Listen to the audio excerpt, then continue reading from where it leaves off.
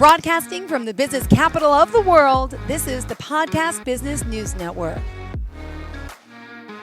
David Fradin from the Spice Catalyst is joining us here again today. Excited to talk to him more about the work he's doing to help people, with their products and make them more successful with market strategy and so much more. By the way, David, this is like our fifth show already, I think. And we have been running through and excited that you're back here today. We're going to share some visuals, but we've gotten to know each other. But there are new time listeners out there who may not know all about David Fradin, and we don't have 24 hours, but we could do that because you're a man of many words, many titles, many careers, many accolades. So I commend you for being, the work you've done as an author, as a speaker, and here as a business owner. So tell us a little bit about yourself and your endeavors, and then we'll get to today's episode. Talk a little more about process. Yeah, I graduated at University of Michigan, and it's an interdisciplinary engineering. I was a product manager at Hewlett Packard and at Apple. I was a business unit manager for the Apple III product line at Apple. And I brought about 75 products and services to market over the years. I've written a little pamphlet called Successful Product Design and Management Toolkit. I don't know if you can see it here because of the green screen. There we go. And it's only 796 pages. It's available, published by Wiley. Yes. And it's used in executive education courses throughout the world, including a couple of prominent universities in India. Then I've also written this book, Building and Selling Great Products, which takes you through, along with the other one in more detail, the 5 keys to product success, which maps into the name of my company, Spice Catalysts. S stands for product market strategy. And the previous 3 podcasts that we did in this series covered the 32 components of the product market strategy in detail. And today we're going to talk about the P of Spice, which is process. And to illustrate that, let me show you a product lifecycle framework that I've put together. Yeah, we'll see if this graphic will get up there. Yeah, let's share our screen. And also spicecatalyst.com, that's the website. And here we are. What's this? Ooh. So the top part of it is the product market strategy, which is primarily the responsibility of the product manager. And it starts out with understanding what it is that you do, going through your problem scenarios, your market competition, research and analysis, technology insights, which we talked about last week in terms of what we call the perfect storm, writing personas for your target customer, estimating the market size, the value, determining the value proposition, positioning the product to the market, what are the opportunities. Then you bring to bear innovation, which is ways to do things quicker, faster, better, higher quality, or with style. And then what we always did at HP is we put together a feature advantage benefits matrix for that particular product, your pricing strategy, your budget for product development to calculate your ROI, a product roadmap leading to a product portfolio.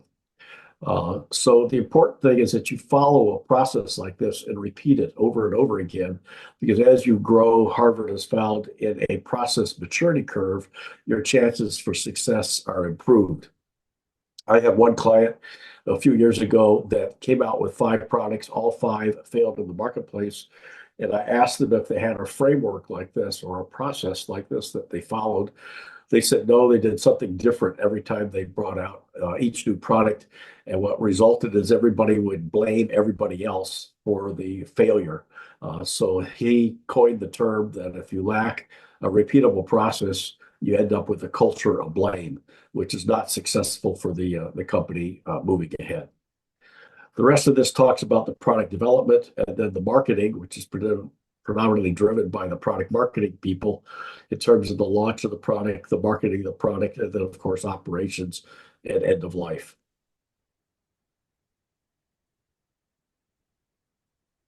Now, obviously, you're talking today about the product management, the product marketing, and what else on the screen did you want to point out for, the launch into the operations section?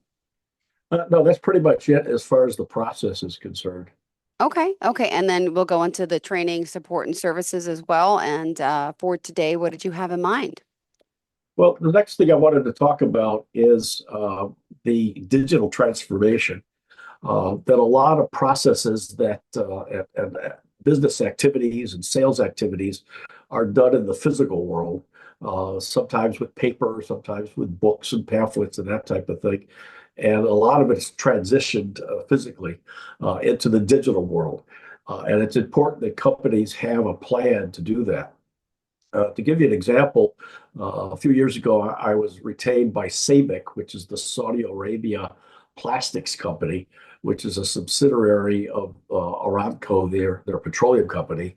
And they bought out General Electric's high-tech plastics division. And they wanted to figure out how they could go through a digital transformation. So I led a 3-day seminar for them on the topic. And one of the things that I found is that a lot of industrial engineers, when they're designing product packaging, use AutoCAD, which is a computer-aided design program from Autodesk. And after they finish designing the packaging, right there electronically, they could look up different plastics along with their characteristics that they could then specify for the manufacturing of that particular package. Well, SABIC did not have their data book in AutoCAD, so that what was happening is those companies that offered plastics that did have their data in the electronic data book on Autodesk were the ones that were getting specified, and the SABIC products were not being specified for future products. So key to their digital transformation was to make their data book available in electronic searchable form so that Autodesk's AutoCAD could tie into it. There are other examples of that where many companies could be automating things. Just the simple thing of trying to make an appointment to go see your dentist, where you have to play a telephone tag with a receptionist. Yeah, And I they say, remember those days. yeah, they say, how about this day? No, how about that day? No, how about this day? Whereas if you could just set your calendar, as we can with things like Calendly, and you can book me to the dentist office, or the dentist office puts their available appointments on the web, you can save a whole lot of time with that kind of a digital transformation.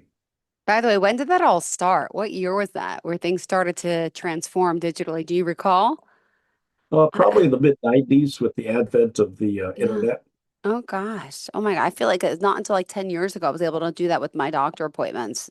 Yeah.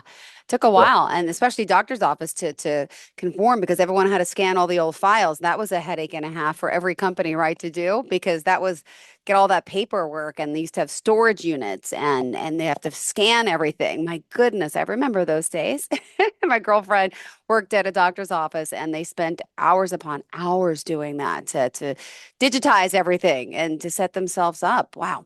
Well, digital transformation, I know you want to embark upon. You wrote something in your notes, which I'm not sure what it means, so I need your help. The SABIC example, what's that? Yeah, that's the one that I just gave, SAPIC, the Oh, it's Saudi. called Yeah, perfect. That's just okay. yeah. Thank you. I wasn't sure what that was because that's something different. And along the lines of the customer journey was what I was looking at when we started today. Yeah, now what I wanted to do is talk about the customer journey, and this is the things that a prospective customer goes through in order to buy a product. And it starts out with a status quo, and then there's a trigger point, a reason for them to have to go Yeah. to want to go buy it. And a lot of people, like Newton's third law, body at rest tends to stay at rest, are just sitting there at the status quo. There's nothing triggering them to start the customer journey to acquire a new product or service. So one of the things marketeers have to do is create that trigger point.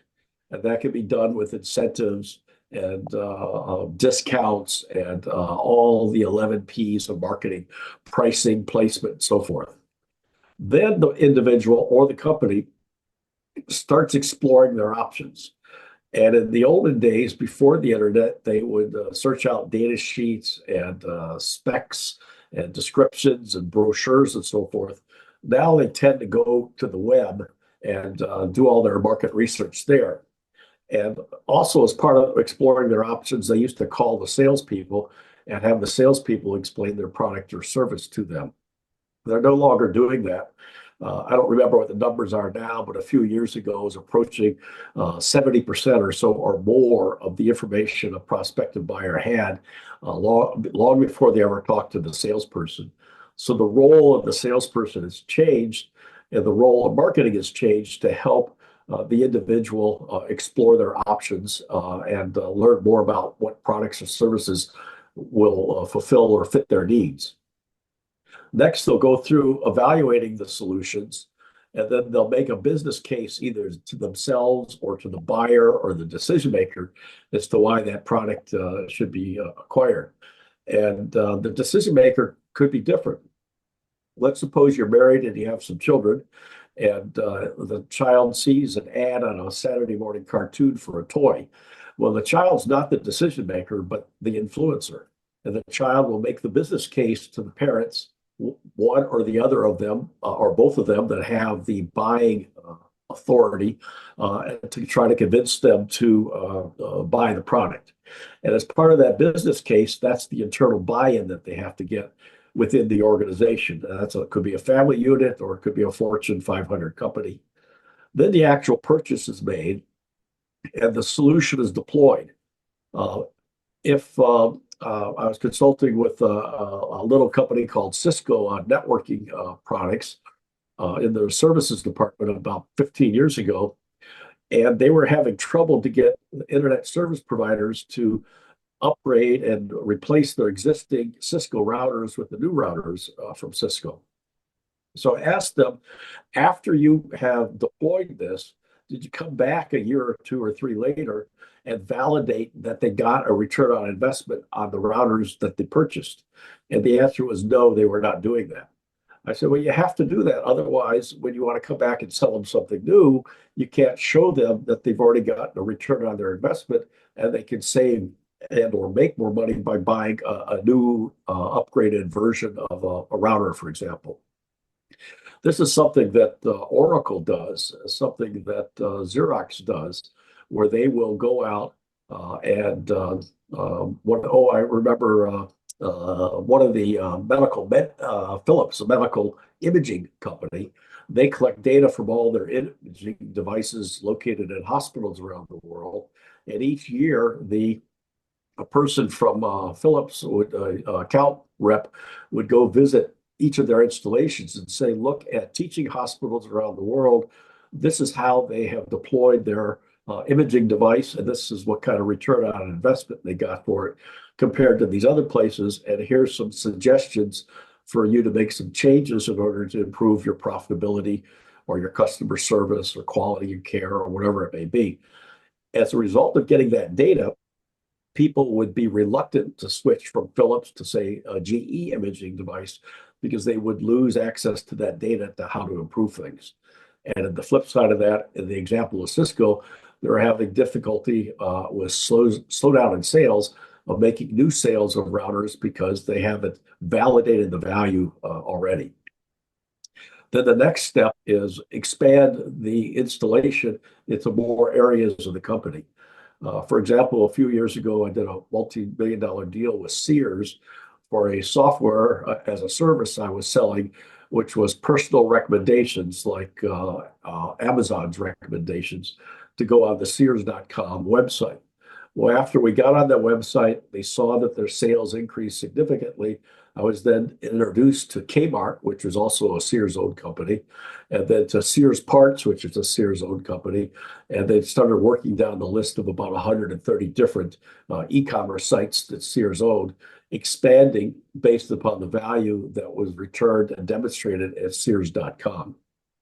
And then after those successes, I was able to ask them, well, can you refer me to some other individuals and other places that might be interested in the same thing?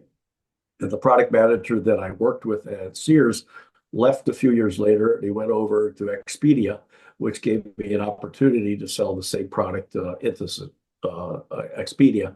And then the whole cycle starts all over again. So it's important that there are different things that need to be done from a product development product design, product marketing standpoint of the product or the service, which is different for each different part of the customer's journey. Well, thank you for that. And by the way, I don't know if you wanted to, your screen obviously still being shared. I didn't know if you were going to add more slides to it or to continue, or you want to get off of that just in case. But it'll just look better for editing later. And let's remind everyone at this time how we can contact you, David. There you go. You can go through, you can go to my website, spicecatalyst.com, or send me an email at dave@spicecatalyst.com, or connect with me, just search for my name on LinkedIn. Or if you're interested in my books, you can go to Amazon or my website. And on my website are also some on-demand and in-person and online courses that cover all of the topics that we're talking about in these 10 podcasts. Oh my goodness. We are on a roll here. All right. So customer journey. And then the big one is the social media. Eeks. There's so much that goes into that, right? Yeah, there's very big websites. LinkedIn, for example, which was bought a couple, 3 years ago by Microsoft, and it's predominantly a business networking website with a great deal of credibility. So if someone contacts you through LinkedIn, you can be fairly assured that it's a legitimate person, and you can network. So I've got about 17,000 connections on LinkedIn, and we message back and forth on different topics. So there's different groups you can join there and so forth. However, fraudsters and scammers are now beginning to use LinkedIn, and they Ah, copy somebody else's picture, somebody else's background mm, and profile, and they contact people and try to develop relationships, and then try to convince them to invest in things like spot gold or cryptocurrency and that type of thing. Um, Recently, LinkedIn has doubled down on their two-factor authorization to be able to sign in. I kind of suspect that's as a result of all the fraud that's been flowing through there from that standpoint. So you have to be careful. Facebook is another one, but that tends to be person to person or social. So if you have mm-hmm. products that are sold to individuals, then a Facebook is a good place to be and set up a Facebook page for your product or your service. If you're doing business to business, LinkedIn is a little bit better place to be. Instagram, which is also owned by Facebook or Meta, Mm-hmm. is good if you've got a product that has some sort of visual sense to it. TikTok, of course, is huge now, which is used by a younger geographic and small videos. And there's a lot of people that have made a lot of money on it. A lot of products have been Yeah. endorsed and so forth. Then lately is Twitter or X. But unfortunately, after this past election, a lot of us Oof. have been canceling our subscriptions and memberships on X, since it's gone completely off in one direction and is amplifying QAnon and other things.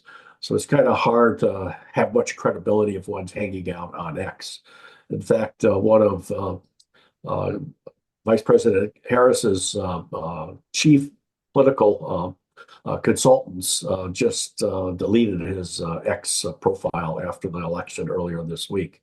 Wow. Then there's Telegram, and that is it can also throw in there WhatsApp, which is owned by Meta, Mm-hmm. and those are both very dangerous places to hang out.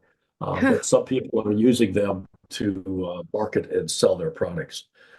It used to be you'd have to, for example, you would run ads, and one chief ad executive says, I know half of my ads are not effective.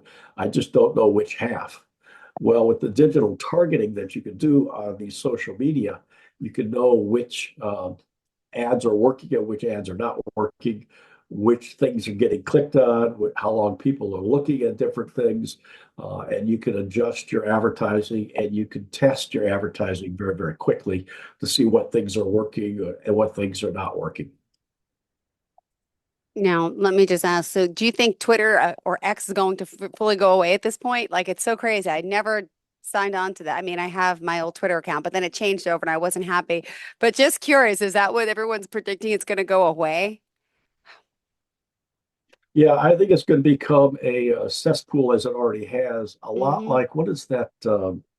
Oh, there's a couple of them out there where the QAnon conspiracy theories circulate, and I will delve into that eventually. Oh, And eventually, advertisers will recognize that if they're running ads on there, they're just wasting their money. They're promoting racism, sexism, homophobia, anti-Semitism, um, hmm.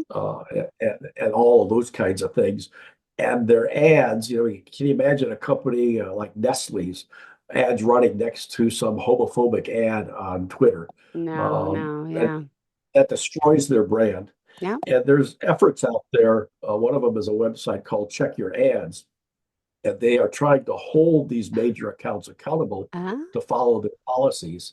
And they've been fairly effective to get Google, their ad engines will just put any ad they can on everything they can and try to put it on those things that get the most Yep. clicks. And things that spout hate tend to get 10 times more clicks Hmm. than things that spout truth or love. Oh, So we're like building Truth on the Social, worst of, right? yeah, And what about we're building. WhatsApp? Is that, oh, sorry, go ahead. Yeah, WhatsApp is also a texting messaging platform, and there it's encrypted end to end, but you don't know who you're talking to at the other end, if they're actually a real person or a scammer and Miramar that's trying to get some money from you. So I think I probably get five. Hello, who is this? Or and that's on Messenger, which is on Microsoft, excuse me, on Facebook, or on iMessage from Apple. I got your name in my phone book, and I don't know where it came from. In fact, I got an interesting one today that suggested that it was from my daughter, had her name at the top of the message and said, Dad, can you send some money to a couple people because I dropped my phone in the sink and I can't access my bank accounts. Oh my And gosh. so I called her to confirm that was her. She says, No, I don't know that. But somehow someone was able to get a hold of my phone number. My daughter's phone number so they could impersonate sending from that phone number. So it was matched in my contacts list, and somehow, or they just guessed that I might be her dad. And it's quite possible, as we know, the Chinese have hacked into Verizon's telephone system. I use Xfinity Mobile, which is based on Verizon, and they were able to get information in terms of who was calling whom. So they had the combination of phone numbers that I just talked about. So I went in line and reported it to my Yeah. local police department. Good job. Thank you for that. Wow. It's amazing the scam emails and stuff that's happening. And that's a whole nother episode of what's happening in our world after all this technology is out there, the good, the bad, the ugly. But we'll continue to talk about more of the positive, right? And we got to wrap up shortly. So I know you wanted to talk a little bit about who's making that decision and of course to give us that Cisco example as well. Yeah, if we go back to the customer journey that I showed early, um, the uh, uh, the business case and the purchasing and the internal buy-in is usually made by four different roles in an organization. One is the driver, the person driving the decision to get made, and that's typically the product manager. There's the informed, that might be experts in that particular field inside the company, consultancies, market research firms outside the company. Then there's the approver that says, yeah, okay, we can go ahead and buy it. That's frequently in the purchasing department. And the last role is the decision maker, and that may be a CXO level officer that approves that type of purchase. I made a sale to a Defense Department company a few years ago, and it was for electronic display of work instructions on the factory floor.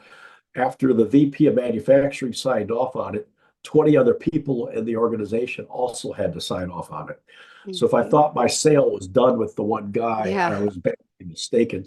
I had to put together the business case for the informed people, the driver, for the approver, and all 20 decision makers.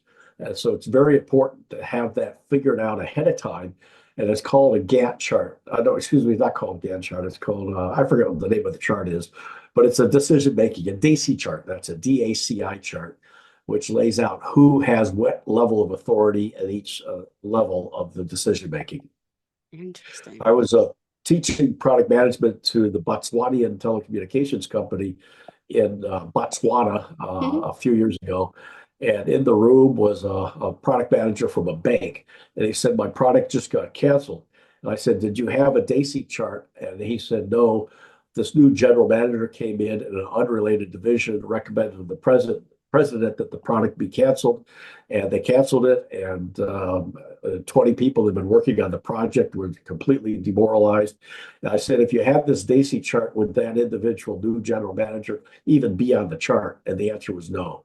So by that point, it was too late. And that's why it's very important in your product market strategy and in your development and in your marketing, you have a DACI chart. Got it. All right. Well, we are almost out of time. How did you want to kind of end and sum up things for today? Yeah, let me just mention briefly, frequently in my job at companies like HP and Apple and Cisco and so forth, I don't have the information I need to make a decision. So it's very important to convince management to make sure the market research, the data of sales and support and service are available so that an intelligent decision can be rendered on the product or the product line. Beautiful. Well, thank you so much. How can we contact you directly? Dave at spicecatalyst.com. Perfect. And to leave off, also don't forget about picking up a copy of your books, even the almost 800-page one, right? And anything else? Are you anywhere in particular coming up soon? Any, are you speaking anywhere that we should be aware of? Nothing scheduled now, but next week's podcast is the most important one of this series. Oh. And that's how to understand what it is that your customer wants to do. Great promotion. All right. Sounds good. Thank you again. Pleasure having you back, and have a great rest of your week. We'll talk then. Bye-bye.